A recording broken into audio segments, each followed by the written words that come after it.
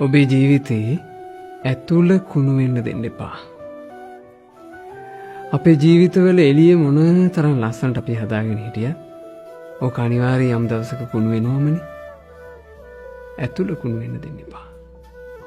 මොකද්ද ජීවිතේ ඇතුළ කුණු වෙනවා කියලා කියන්නේ? දුස්සීලකමට.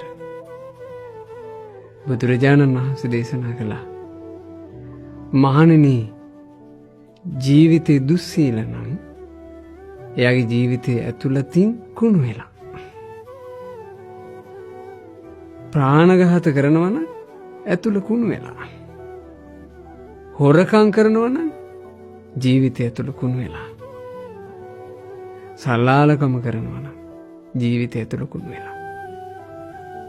මත්පැන් මත්ද්‍රව්‍ය පාවිච්චි කරනවා නම් ජීවිතය ඇතුළ කුණු වෙලා. තමන්ගේ කටින් බොරු පිට කරනවා නම් ජීවිතය ඇතුළ කුණු වෙලා. ඇයි තමන්ගේ ජීවිතයේ අභ්‍යන්තරේ කුණු කරගන්නේ? ඒ නිසා ජීවිතය ඇතුළත කුණු වෙන්න දෙන්න නම් එපා. ඔබේ ජීවිතය ඇතුළ කුණු වෙලා නම් දුර්ගන්ධයක්ම හමාවි. කුණු වෙච්ච දෙයකින් සුවඳක් හමන්නේ කොහොමද? ඔබ ආස නැද්ද ජීවිතේ සුවඳවත් කරගන්න?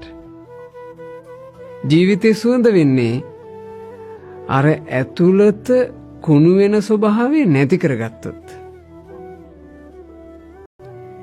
ජීවිතයට එකතු කරගන්න අනුත්තරීය සුවඳ.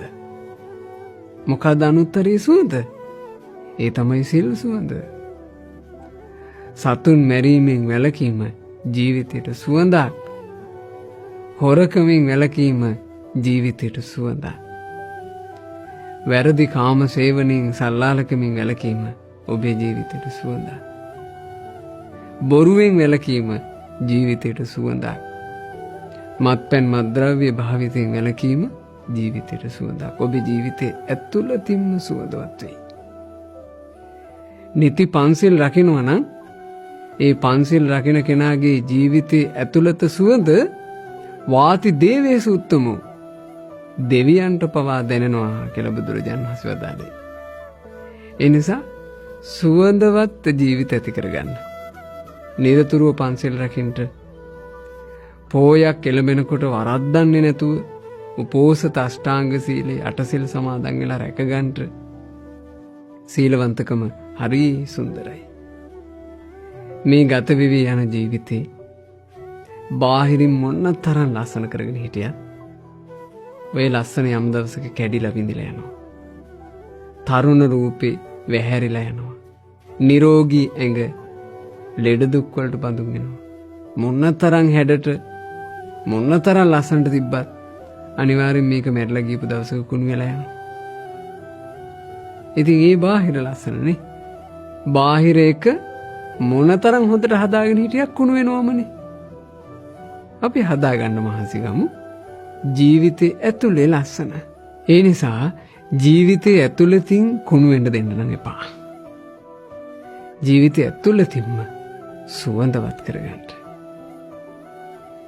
සෙල් සුවඳ හමන සෙල් සුවඳින් පිරිච්ච ජීවිතය ඔබත් ඇති කරගන්න. ඔබට සීලවන්ත ජීවිතයක් ගත කරන්න වාසනාව ලැබේවා. තෙරුවන් සරණයි.